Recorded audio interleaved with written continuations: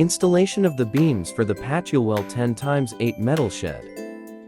Before starting the installation, please make sure that you have all the necessary components. We can insert part 14 onto part 13 at a slight angle to make it easier to fit both components together. After successfully fastening the parts together, make sure that the large hole on part 13 aligns with the small hole on part 14. Once the other side is assembled, we can proceed with the installation of the main beam. We will use F2 screws to secure parts 13 and 14 together.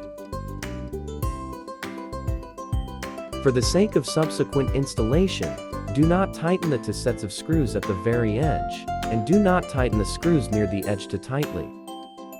Next, we will insert the main beam into the top triangle plate.